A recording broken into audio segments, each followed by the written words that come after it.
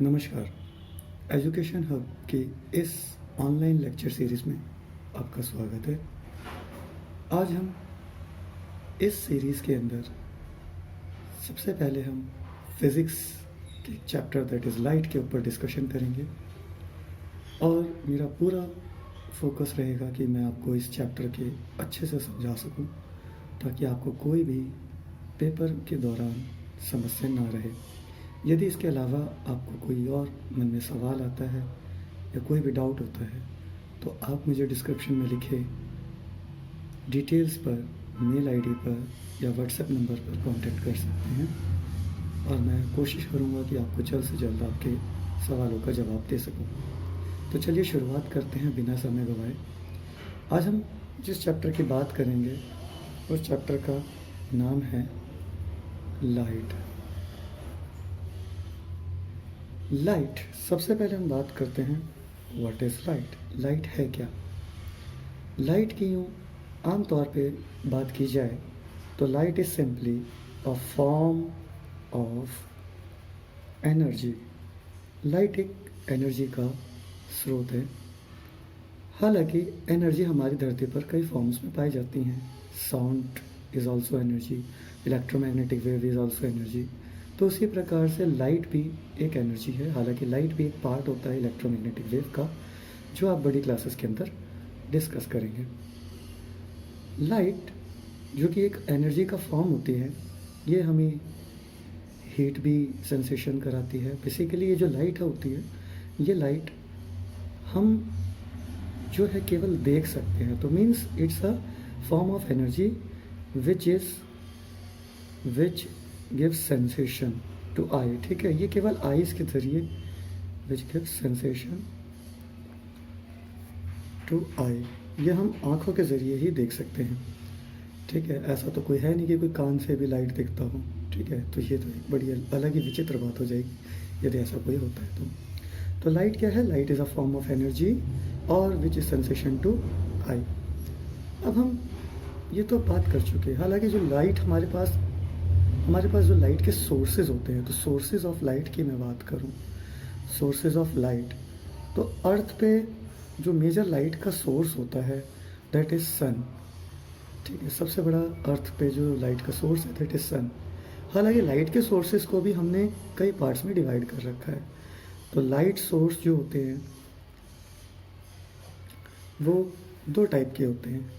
Mainly एक वो sources जिनकी खुद की लाइट होती है, जिसे हम ल्यूमिनेंस बोला जाता है, ल्यूमिनस ऑब्जेक्ट। और जो अदर्स होते हैं that is non luminous object. तो ल्यूमिनस ऑब्जेक्ट्स वो ऑब्जेक्ट्स होते हैं जिनकी खुद की लाइट है, दे हैव ओन लाइट। और नॉन ल्यूमिनस ऑब्जेक्ट्स वो होते हैं which don't have their own light. ये ऐसे ऑब्जेक्ट्स होते हैं जिनकी खुद की लाइट नहीं होती। हालांकि इनकी खुद की लाइट नहीं है तो आखिर ये लाइट आती कहाँ से? डिस्कस करते थोड़ा सा। ल्यूमिनस सोर्सेस ऑफ ऑब्जेक्ट्स वो ऑब्जेक्ट्स होते हैं जिनकी खुद की लाइट होती है। फॉर एग्जांपल कैंडल, मोमबत्ती मैंने जलाई, उसकी खुद से एक लाइट निकल रही है। बल्ब मैंने एक जलाया, बल्ब की खुद से एक लाइट निकल रही है। तो ये सब ल्यूमिनस ऑब्जेक्ट्स कहलाते हैं। इवन हमारा सन भी है, उसकी भी खुद की एक लाइट निकल रही है, खुद से एक लाइट एमिट कर रहा है। तो ल्यूमिनस ऑब्जेक्ट्स वो ऑब्जेक्ट्स होते हैं जिनकी खुद की लाइट है। नॉन ल्यूमिनस की अगर मैं बात करूं तो नॉन ल्यूमिनस ऑब्जेक्ट्स वो सभी ऑब्जेक्ट्स हैं जिनकी खुद की लाइट नहीं है। फॉर एग्जांपल मून की मैं बात करता हूं। एग्जांपल में हम मून की बात करते हैं। तो मून जो होता है, आपको पता है, मून रात के समय दिखता है और ये तभी नज़र आता है जब इस पर सन की लाइट पड़ती है। जिस दिन अमावस होती है, अगर हम बात करते हैं जनरली, अमावस वाले दिन हमें मून नज़र नहीं आता। क्यों? क्योंकि मून जो होता है वो एग्जैक्ट अर्थ के पीछे होता है, सन आगे। इस तरह से कह सकते हैं कि ये हमारा सन है, ये हमारी अर्थ है और ये हमारा मून है। तो मून बिल्कुल जस्ट सामने ही एकदम पीछे हो जाता है, जिसकी वजह से इसके ऊपर कोई लाइट नहीं पड़ती और ये हमें नज़र नहीं आता है। ये तो रही नॉन ल्यूमिनस ऑब्जेक्ट की। इवन बुक पे रखा एक एप्पल, या फिर हम आप लोग भी अगर हम अपने फ्रेंड सर्कल में देखते हैं या कोई भी कोई भी ऑब्जेक्ट हम धरती पर देखते हैं तो वो सभी हमको नज़र नहीं आएंगे। लाइट जाते ही हमें कोई नज़र नहीं आता है। रात के समय की बात करें या फिर एक कमरे में लाइट जल रही है, बंद कमरा है और अचानक से लाइट चली गई, तो हमें वहाँ पे रखी चीज़ें भी नज़र नहीं आएंगी, बशर्त ये है कि कमरे में कहीं से रोशनी या लाइट ना आ रही हो। ये तो बेटा रही बात सोर्सेज ऑफ लाइट की। अब हम बात करते हैं लाइट के जो सोर्सेज थे। ये तो लाइट के सोर्स के हमने डिस्कस कर लिया। अब मटेरियल्स की बात करते हैं। मटेरियल्स लाइट के सेंस में बेसिकली 3 टाइप्स में डिवाइड किया जाता है। एक वो मटेरियल होते हैं जो लाइट को पूरी तरह से आर पर जाने देते हैं, दैट इज़ कॉल्ड ट्रांसपेरेंट। ये ट्रांसपेरेंट मटेरियल्स होते हैं, ट्रांसपेरेंट ऑब्जेक्ट्स होते हैं।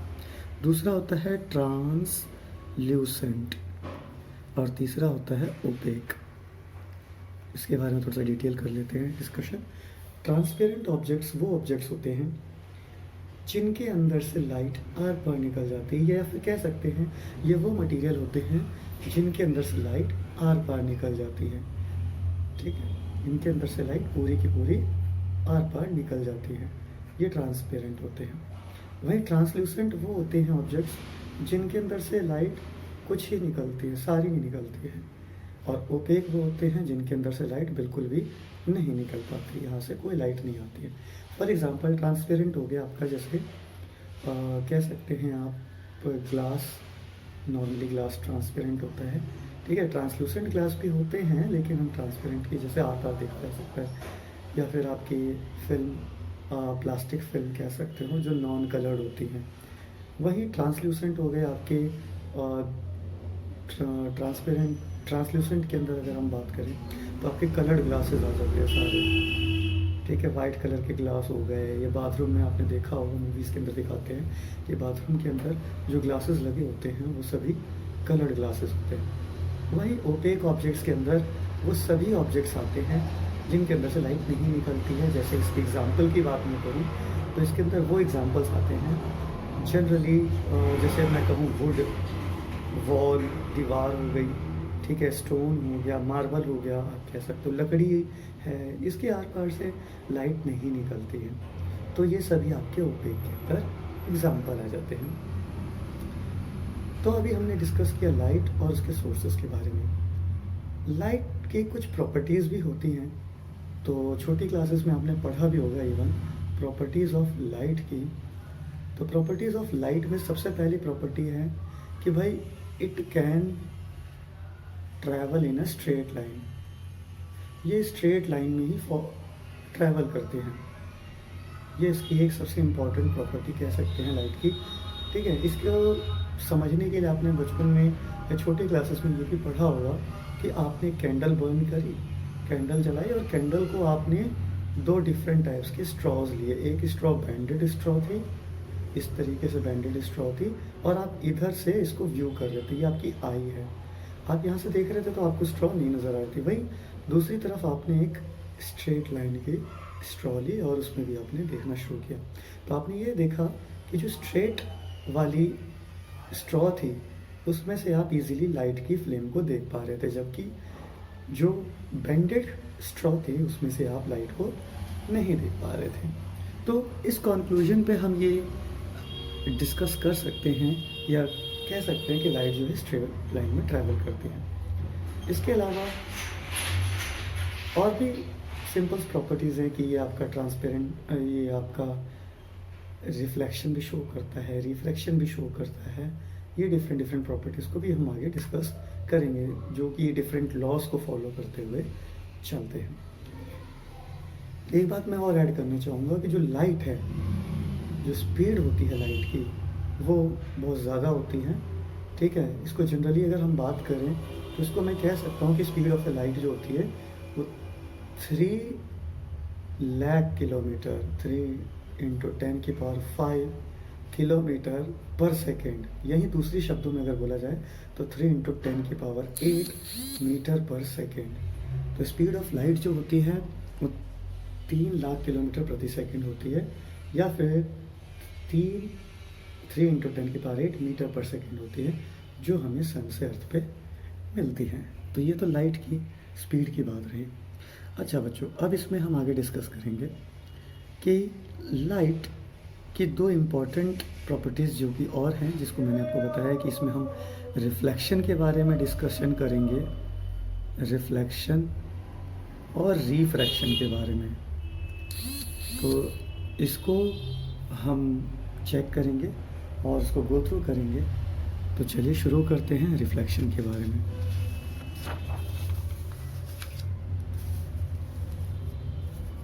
अब अभी तक हमारा केवल बेसिक कॉन्सेप्ट पे ही फोकस रहा। अब हम अपने चैप्टर की ओर बढ़ते हैं। इस चैप्टर में रिफ्लेक्शन जब हम पढ़ेंगे तो यदि आपको कोई भी समस्या है तो ज़रूर आप मुझसे कांटेक्ट कीजिएगा और उसको हम शॉर्ट आउट करेंगे। तो रिफ्लेक्शन की मैं बात करता हूँ। सबसे पहले हमारा जो मेन टॉपिक आता है रिफ्लेक्शन, REFLECTION,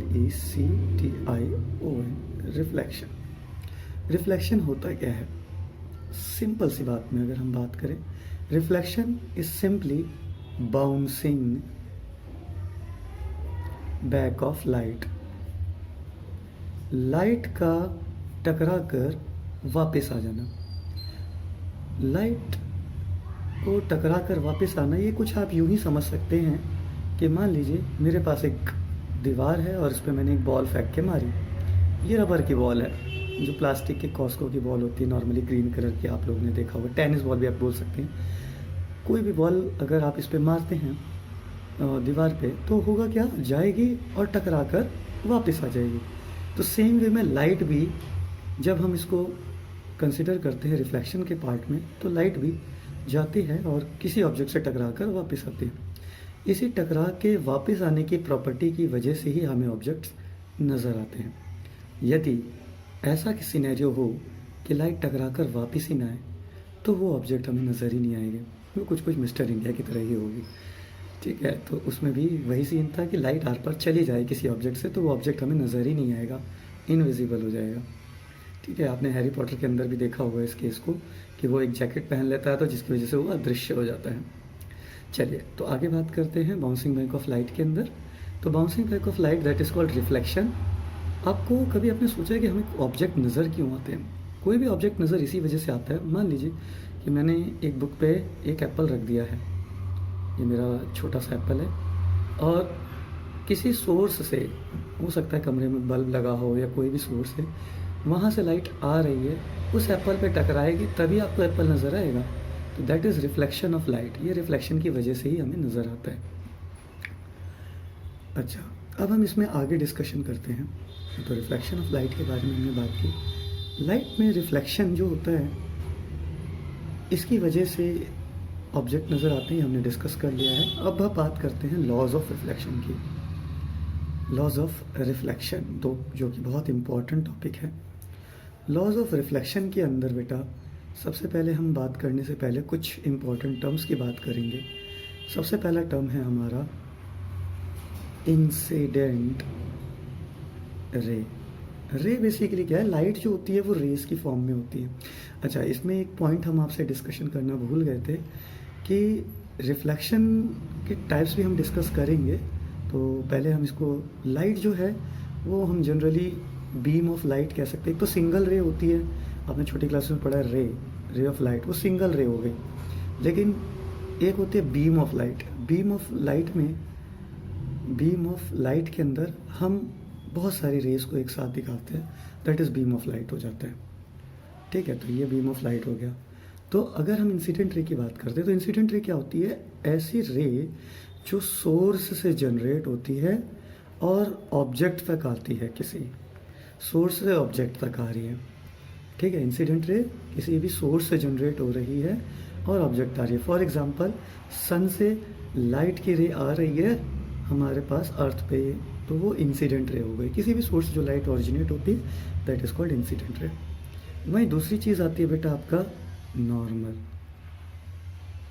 नॉर्मल होता है किसी भी सरफेस पे जो हम परपेंडिकुलर बनाते हैं, दैट इज़ कॉल्ड नॉर्मल। ठीक है, फॉर एग्जांपल ये पेज है, तो इस पेज पे अगर ये पेन को खड़ा कर दूँ स्ट्रेटली, तो ये मेरा नॉर्मल हो जाएगा। ठीक है, और किसी भी सरफेस पे नॉर्मल हो जाता है। And third is reflected ray. Reflected ray वो रेज होती हैं जो ऑब्जेक्ट से टकराने के बाद हमारे पास वापस आती हैं। ऐसी रेज जो ऑब्जेक्ट से आइस तक आती हैं या सोर्स तक, ये ऑब्जेक्ट से आइस तक आ रही हैं, हमें दिखाई दे रही हैं या जा रही हैं, ट्रांसफ़र हो रहा है ऑब्जेक्ट से टकराने के बाद जो वापस जाती है, दैट इज़ रिफ्लेक्टेड रे। तो आई होप कि आपको इंसिडेंट रे, नॉर्मल रे और रिफ्लेक्टेड रे आपको पता चल गया होगा। तो अब ज़रा लॉज ऑफ रिफ्लेक्शन की बात करते हैं। तो सबसे पहला पॉइंट है इंसिडेंट रे, नॉर्मल और रिफ्लेक्टेड रे। इंसिडेंट रे, नॉर्मल और reflected ray, they all lie in the same plane. All lie in the same plane. Same plane का मतलब समझना बेटा। नॉर्मली प्लेन क्या होता है? प्लेन एक सरफेस होती है। आप सरफेस कह सकते हो कि प्लेन इज़ अ सरफेस। ये एरोप्लेन वाला प्लेन नहीं है, ये सरफेस है। जैसे ये पेपर है, एक एग्जांपल। इस पेपर में आपने छोटी क्लासेस में 9th में पढ़ा होगा कोऑर्डिनेट ज्योमेट्री के अंदर, या इवन 10th में भी चैप्टर है कोऑर्डिनेट ज्योमेट्री मैथ्स के अंदर। तो उसके अंदर आपने मान लीजिए कि लाइट एक्स वाई प्लेन में ही आ रही है, तो वो एक्स वाई प्लेन में ही रहेगी, वो वाई जेड प्लेन में नहीं चली जाएगी, एक्स जेड प्लेन में नहीं चली जाएगी। ठीक है, तो ये था इंसिडेंट रे, नॉर्मल रे और रिफ्लेक्टेड रे। ये सभी एक ही प्लेन में एग्जिस्ट करेंगे। दूसरा पॉइंट बेटा बहुत इंपॉर्टेंट पॉइंट है, ये है एंगल से रिलेटेड। तो कह सकते हैं angle of reflection, sorry angle of incident should be angle of reflection। Angle of incident angle of reflection के बराबर होगा। ठीक है, तो इसको हम जनरली लिख सकते हैं angle I is equal to angle R. अब सर इसका रिप्रेजेंटेशन देखते हैं। रिप्रेजेंटेशन इसका ऐसा होगा, मान लीजिए ये मेरे पास कोई वॉल है, ठीक है, दीवार है या मिरर है, मिरर कह सकते हो आप, क्योंकि हम नॉर्मली लाइट को अंडरस्टैंड करते हैं मिरर के थ्रू। ठीक है, ये मेरे पास मिरर है जिसको हमने बैक साइड से पॉलिश्ड कर दिया। तो मतलब जो साइड पॉलिश्ड हो गई है वहाँ पे रिफ्लेक्शन नहीं होता है। जैसे आप शीशा देखते हैं, तो शीशा जो नॉर्मल शीशा होता है उसके पीछे ग्रीन कलर की कोटिंग या फिर रेड कलर की कोटिंग होती है। वो कोटिंग बेसिकली आप कह सकते हो कि वो पॉलिश सरफेस है। लेकिन जिस तरफ कोटिंग नहीं होती यानी उसके सामने की तरफ आप रिफ्लेक्शन चेक कर सकते हैं। तो ये यहाँ से कोटिंग है, ठीक है, ये कोटिंग होती है, सिल्वर कोटिंग होती है जनरली। ठीक है, तो अब इसको क्या करते हैं कि इस पे जब मान लीजिए किसी सोर्स से जो लाइट आ रही है, मैंने आपको बताया कि कोई भी सोर्स से जो लाइट आती है that is called incident ray.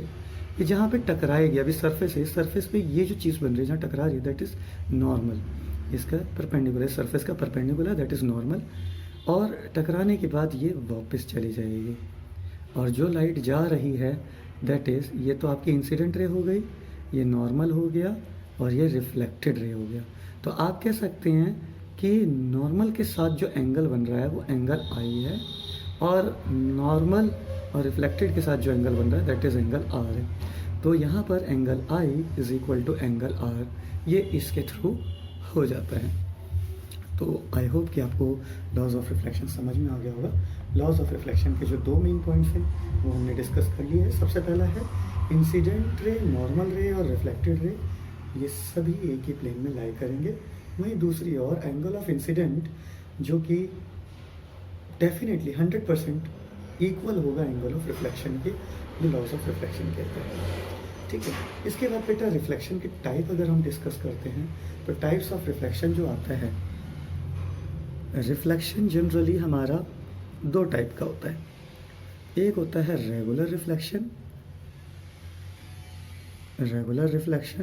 और एक होता है इर्रेगुलर रिफ्लेक्शन। ठीक है, रेगुलर रिफ्लेक्शन और इर्रेगुलर रिफ्लेक्शन। इर्रेगुलर को हम डिफ्यूज्ड रिफ्लेक्शन भी बोलते हैं, डिफ्यूज रिफ्लेक्शन। रेगुलर रिफ्लेक्शन क्या होता है बेटा? रेगुलर रिफ्लेक्शन होता है जब कभी भी किसी भी सरफेस पे, जनरली प्लेन सरफेस की हम बात करते हैं, कि किसी भी प्लेन सरफेस पे अगर बीम ऑफ लाइट आ रही है, ठीक है, बीम ऑफ लाइट आई और प्लेन सरफेस है तो जाहिर सी बात है जिस एंगल से आएंगी उसी एंगल से ये चली जाएंगी। ठीक है, तो बीम ऑफ लाइट आई हैं और उसी हिसाब से चली गई हैं टकराने के बाद, तो ये आपका रेगुलर रिफ्लेक्शन हो गया। वहीं अगर कोई रफ सरफेस है, ठीक है, कोई भी रफ सरफेस है, यहाँ पर अगर लाइट आ रही है, बीम ऑफ लाइट आ तो पैरेलल ही रही है बीम ऑफ लाइट, लेकिन जा डिफरेंट रही हैं। ये इधर चली गई, ये इधर चली गई, ये इधर चली गई, तो यहाँ पर इरेगुलरिटी है। तो ये डिफ्यूज़ रिफ्लेक्शन हो गया। रेगुलर रिफ्लेक्शन का आपका बेस्ट एग्जांपल आप मिरर में देख सकते हो, जिस तरीके से ऑब्जेक्ट्स होता है उसी तरीके। जबकि इरेगुलर या डिफ्यूज़ रिफ्लेक्शन का एग्जांपल अदर देन मिरर की सारी सर्फेसिस पे होता है, जो कि पॉलिश सरफेस नहीं है, प्लेन सरफेस नहीं है। जिससे मान लीजिए हमारे कपड़ों पे से लाइट आ रही है, टकरा के जा रही है, ठीक है, सन की रेस कपड़ों पे पड़ रही है, तो वो रेगुलरिटी आ रही है, ठीक है। रफ सरफेस हो गई, खुदरी सरफेस हो गई, वो सभी पे लाइट जो रिफ्लेक्शन जो होता है वो इरेगुलर रिफ्लेक्शन होता है। इसके अलावा बेटा अगर रिफ्लेक्शन नहीं होता तो हमारे पास इमेजेस नहीं बनते। बहुत इंपॉर्टेंट पॉइंट है ये। रिफ्लेक्शन नहीं होता तो इमेजेस ही नहीं बनते। तो कोई भी इमेजेस जो हमें बनती हैं ये रिफ्लेक्शन की वजह से ही पॉसिबल हो पाता है। इमेजेस की मैं अगर बात करता हूँ तो इमेजेस हमारे दो टाइप की होती हैं। इमेजेस है क्या? Images is what? इमेजेस किसी भी ऑब्जेक्ट का एक छाया होती है या प्रतिरूप होता है, ठीक है, बिल्कुल डिट्टो कॉपी होती है। और इसका साइज छोटा बड़ा हो सकता है, वो डिपेंड करता है मिरर या फिर लेंसेज की प्रॉपर्टीज़ पे। लेकिन इमेजेस बेसिकली तब बनती हैं जब लाइट आफ्टर रिफ्लेक्शन कहीं पर मिलती हैं। अगर ये लाइट मिलेंगी नहीं तो इमेजेस नहीं बनेगी, ठीक है। कहीं ना कहीं इनको मिलना ज़रूरी है। इन जो लाइट आ रही है रिफ्लेक्शन के बाद, इनको कहीं ना कहीं रिफ्लेक्शन होने के बाद मिलना है, तभी ये लाइट आपकी इमेज फॉर्म करेगी। ये हो सकता है आपकी कोई स्क्रीन भी हो सकती है, या हो सकता है कोई सरफेस हो, या कोई बेसिकली उस सरफेस को ही हम स्क्रीन बोल देते हैं। स्क्रीन जनरली कोई बहुत बड़ा डिफरेंट वर्ड नहीं है। स्क्रीन ही कोई भी सरफेस है जहाँ पर लाइट टकरा कर मिल रही है। इमेजेस आपकी जनरली हम बात करेंगे आपके जो सिलेबस में है वो दो टाइप के हैं। एक होते हैं आपके रियल इमेजेस और एक होती है आपकी वर्चुअल इमेजेस। दोनों में डिफरेंस समझते हैं। रियल इमेजेस और वर्चुअल इमेजेस में क्या अंतर है मेजरली? रियल इमेजेस वो इमेजेस होती हैं जो आपकी स्क्रीन पर बनती हैं, फॉर्म्ड ऑन स्क्रीन, ठीक है, स्क्रीन पर बनती हैं। और वर्चुअल इमेजेस वो इमेजेस होती हैं जो स्क्रीन पर नहीं बनती। अब भाई स्क्रीन पर नहीं बनती तो कहाँ बनती है? ये ऐसी इमेजेस होती हैं जो स्क्रीन पर नहीं बनती हैं और ये केवल तभी दिखाई देती हैं जब हम इसको शीशे के अंदर झांक कर देखते हैं या पानी के अंदर झांक के देखते हैं, तो वो वर्चुअल इमेजेस होती हैं। आपने बचपन में शेर वाली कहानी सुनी होगी जो कुएं में जाके झांकता है, तो वो लाइक दैट वही कि शेर की इमेजेस भी कुएं में तभी नज़र आती है जब शेर कुएं के अंदर झांकता है, अदरवाइज़ उसके अंदर कुएं के पानी में कोई इमेजेस नहीं आ रही। तो रियल इमेजेस और वर्चुअल इमेजेस का ज़रा एग्जाम्पल डिस्कस कर लेते हैं। रियल इमेजेस के एग्जाम्पल जनरली हम बात करें वो इमेजेस के एग्जाम्पल हैं जैसे आपके टीवी की स्क्रीन पर हीरो हीरोइन नाचते हुए नज़र आ रहे हैं या सिनेमा चल रहा है, कंप्यूटर स्क्रीन पे कुछ डिस्प्ले हो रहा है, वो रियल इमेजेस हैं, ठीक है, ये स्क्रीन पर बन रही हैं। या फिर आपके सिनेमा घर में या थिएटर्स में आपने देखा होगा कि ऑब्जेक्ट पे जो पर्दा है उस पर्दे पे इमेजेस आ रही होती हैं, वो रियल इमेजेस है। नहीं, वर्चुअल इमेजेस का एग्जांपल होता है कि आप मिरर में अपनी शक्ल देख रहे हैं, तो आप अपनी शक्ल देखेंगे तो उसका मतलब आप शीशे में तभी तक नज़र आएंगे जब तक आप शीशे के सामने, जैसे ही हट जाएंगे वैसे नज़र नहीं आएंगे। जबकि थिएटर में ऐसा नहीं होता, आप शीशे में थिएटर से बाहर भी चले जाएंगे लेकिन तब भी थिएटर के पर्दे पर इमेजेस आती रहेंगी, तो वो रियल इमेजेस हो गई हैं, ठीक है। तो ये एक मेजर डिफरेंस है। दूसरा डिफरेंस ये होता है कि रियल इमेजेस हमेशा, रियल इमेजेस जो होती हैं वो इन्वर्टेड होती है। इन्वर्टेड बोले तो उल्टी होती हैं, ठीक है। रियल इमेजेस हमेशा उल्टी बनती है, इसको स्क्रीन पे सीधा किया जाता है, वो बात अलग है, ठीक है। ये हमेशा उल्टी बनती हैं। और वर्चुअल इमेजेस हमेशा इरेक्ट होती हैं। इरेक्ट मतलब खड़ी होती हैं। अब मैं शीशे के आगे खड़े होकर अपने आप को देखूंगा तो मैं पाऊंगा कि मैं बिल्कुल सीधा खड़ा हूँ। फॉर एग्जांपल मेरा सर ऊपर रहेगा, पैर नीचे। ऐसा तो नहीं है कि मैं शीशे के अंदर मेरा पैर ऊपर है और सर नीचे, ऐसा संभव नहीं होता है। तो ये एक इरेक्ट का एग्जाम्पल है। इरेक्ट मतलब खड़ा, ठीक है। खड़ी इमेजेस जो होती हैं वो इरेक्ट इमेजेस होती हैं। तो अभी तक हमने रिफ्लेक्शन के बारे में डिस्कशन किया है। रिफ्लेक्शन में हमने बात किया है कि रिफ्लेक्शन होता क्या है। रिफ्लेक्शन होता है bouncing back of light, light का किसी भी ऑब्जेक्ट से टकरा कर वापस आना, ठीक है। और लाइट के जो है रिफ्लेक्शन है ये दो नियमों को फॉलो करता है जिसे हम लॉज ऑफ रिफ्लेक्शन बोलते हैं। लॉज ऑफ रिफ्लेक्शन में हमने बात की कि इंसिडेंट रे, नॉर्मल रे और रिफ्लेक्टेड रे, ये सभी रेस को भी हमने डिस्कस किया। इंसिडेंट रे वो रे होती हैं जो किसी सोर्स से ओरिजिनेट होती हैं।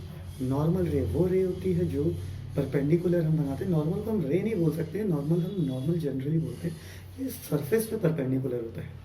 और वहीं रिफ्लेक्टेड रे वो रेज होती हैं जो किसी सरफेस से, प्लेन सरफेस से या मिरर से टकराने के बाद रिफ्लेक्ट होती हैं, वापस चली जाती हैं, तो वो आपकी रिफ्लेक्टेड रे कहलाती है। तो पहला रॉ ये था कि इंसिडेंट रे, नॉर्मल और रिफ्लेक्टेड रे ये सभी एक ही प्लेन में लाई करेंगे। वहीं दूसरा एंगल ऑफ इंसिडेंट जो है वो should be angle of reflection, ये हमारा दूसरा रॉ था। अब बेटा रिफ्लेक्शन के अंदर अब हम सबसे पहले जो हमारा चैप्टर के अंदर डिस्कशन है उसमें हम मिरर के बारे में पढ़ेंगे, फिर हम लेंसेज के बारे में पढ़ेंगे। हालांकि लेंसेज के अंदर रिफ्लेक्शन नहीं रिफ्रैक्शन आता है, ठीक है। तो अभी हम रिफ्लेक्शन में लेंसेज के बारे में पढ़ेंगे और मिरर के बारे में पढ़ेंगे, और फिर उसके बाद हम लेंसेज को रिफ्रैक्शन के पार्ट के पढ़ेंगे। तो इसके अंदर हमें इमेज डायग्राम को रिप्रेजेंट करना है। जो हम डिस्कशन करेंगे उसके अंदर इमेज डायग्राम्स कैसे बनते हैं वो सब के बारे में हम चर्चा करेंगे।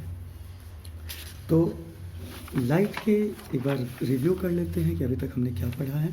लाइट में हमने पढ़ा है कि light is a form of energy जो कि सेंसेशन होती है ह्यूमन आई के साथ, ठीक है। अच्छा, एक बात और मैं आपको बताऊंगा कि light is not visible. Light दिखती नहीं है but it makes things visible.